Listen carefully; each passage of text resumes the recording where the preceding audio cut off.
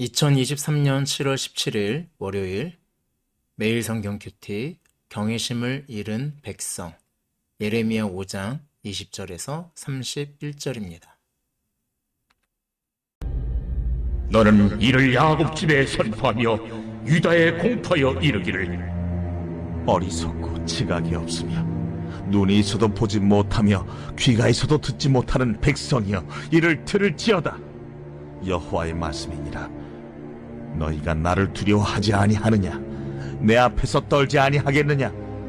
내가 모래를 두어 바다의 한계를 삼되 그것으로 영원한 한계를 삼고 지나치지 못하게 하였으므로 파도가 거세게 이나 그것을 이기지 못하며 뛰노나 그것을 넘지 못하느니라. 그러나 너희 백성은 배반하며 반역하는 마음이 있어서 이미 배반하고 갔으며 또 너희 마음으로 우리에게 이른 비와 늦은 비를 때를 따라 주시며 우리를 위하여 추수 기한을 정하시는 우리 하나님 여호와를 경외하자 말하지도 아니하니 너희 허물이 이러한 일들을 물리쳤고 너희 죄가 너희로부터 좋은 것을 막았느니라. 내 백성 가운데 악인이 있어서 새 사냥꾼이 매복함같이 지키며 덫을 놓아 사람을 잡으며 새장에 새들이 가득함같이 너희 집들의 속임이 가득하도다. 그러므로 너희가 번창하고 거부가 되어 살지고 윤택하며 또 행위가 심히 악하여 자기 이익을 얻으려고 송사 곧 고아의 송사를 공정하게 하지 아니하며 빈민의 재판을 공정하게 판결하지 아니하니 내가 이 일들에 대하여 벌하지 아니하겠으며 내 마음이 이 같은 나라에 보복하지 아니하겠느냐. 이 땅에 무섭고 놀라운 일이 있도다. 선지자들은 거짓을 예언하며 제사장들은 자기 권력으로 다스리며 내 백성은 그것을 좋게 여기니 마지막에는 너희가 어찌하려느냐.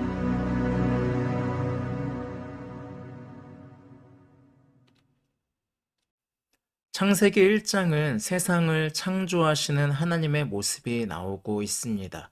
그리고 그 세상을 창조하는 모습 중에 하나는 혼돈 속에 있던 세상의 질서와 균형을 잡는 사건입니다.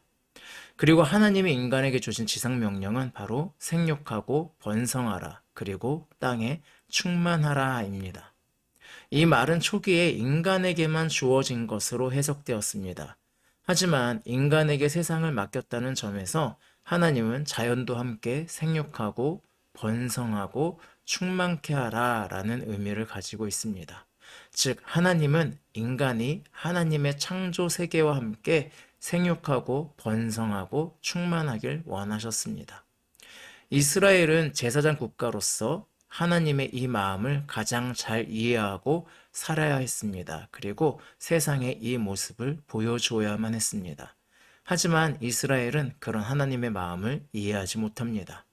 하나님은 그런 이스라엘을 향해 눈이 있어도 보지 못하며 귀가 있어도 듣지 못하는 백성이라고 표현합니다.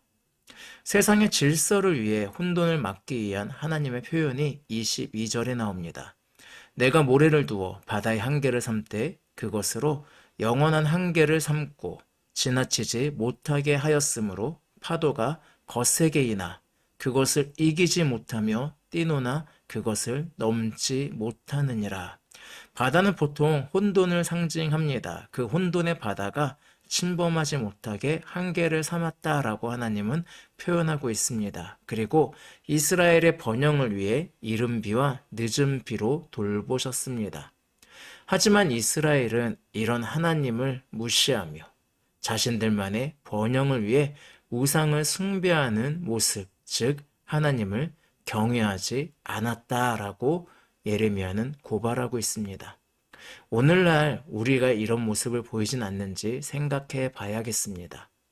점차 파괴되어가는 생태계, 다음 세대를 생각하지 않는 자원고갈, 나만 잘 살면 된다는 이 욕심들은 함께 생육하고 번성하고 충만하라는 하나님을 경외하지 않는 하나님의 말씀과는 반대로 가고 있습니다.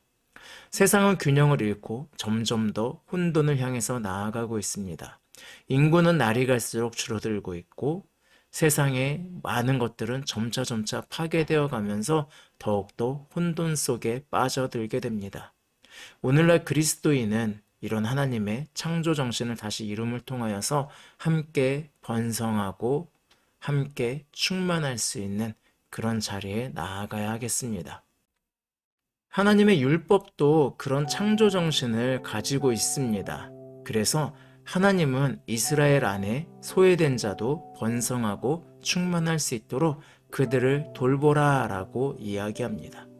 율법은 인간을 제어하기 위한 것이 아니라 함께 번성하고 충만하기 위한 하나님의 그 창조 정신을 담고 있습니다.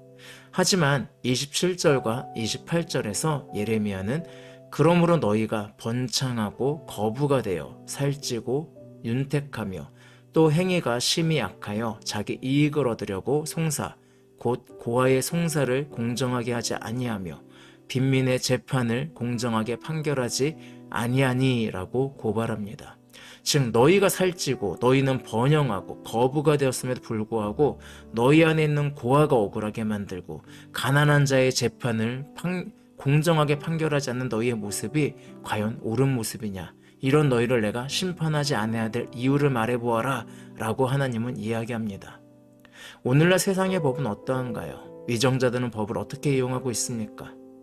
자신들의 친척들이 번영할 수 있도록 일가 친척이 있는 땅을 개발해주고 시세 차익을 얻게 해줍니다. 고속도로를 그쪽으로 만들기도 하죠. 자신들의 측근들이 번영할 수 있도록 편법을 이용해서 혜택을 줍니다. 이런 과정에 피눈물을 흘리는 사람들이 나옵니다. 힘없는 서민은 법 앞에서 오히려 아무 말도 하지 못하는 그런 상황들이 펼쳐집니다. 심지어는 소크라테스가 말한 적도 없는 악법도 법이다 라는 말을 통해 자신들의 악을 숨기고 그 법 아래서 사람들이 피눈물 흘리게 합니다. 이런 국가를 하나님이 심판하지 않을 이유가 있을까요? 심지어 더 무서운 것은 이런 상황을 정당화시켜주는 선지자들과 제사장들입니다. 예레미야는 31절에서 고발합니다. 선지자들은 거짓을 예언하며 제사장들은 자기의 권력으로 다스리며 라고. 오늘날 한국교회가 바로 이런 모습을 보여줍니다. 작년 10월 이태원 참사가 일어났을 때 그들을 위로하지 못하는 한국교회의 모습을 저는 보았습니다. 오히려 그것에 대한 책임을 지기 위해서 노력해야 될 대통령을 초청해서 그를 위한 위로의 메시지와 안수하며 기도해주고 변명할 수 있는 기회를 주는 한국교회 지도자들의 모습을 보았습니다. 선거 때가 되면 후보들을 향해서 서로 안수해주겠다며 안수하는 목회자들을 보면 구토가 나올 것 같습니다. 여러분, 속이는 자도 문제이지만 속는 사람도 문제입니다. 오늘 성경은 그렇게 이야기합니다. 정신 차리시기 바랍니다. 성경은 결코 이런 모습을 변호해주지 않습니다. 오늘날 그리스도인은 힘 있는 자가 그 힘을 정의롭게 쓰는 감시자가 되어야 합니다. 그리스도인은 힘없는 자가 함께 번성하고 충만할 수 있게 배려하는 사람들이 되어야 합니다. 약자를 보호하지 못하는 세상 속에서 약자가 말할 수 있고 그들의 이야기를 들어주고 그들이 예배할 수 있는 유일한 공간이 되어줘야 합니다. 힘 있는 자가 교회에 나오기 두려울 정도로 정말 강력한 메시지를 전할 수 있는 곳이 바로 교회여야 합니다. 그래서 하나님의 통치가 어떻게 나타나고 있는지를 보여주는 것이 교회여야 합니다. 오늘날 이 정신을 잊어서는 안 되겠습니다.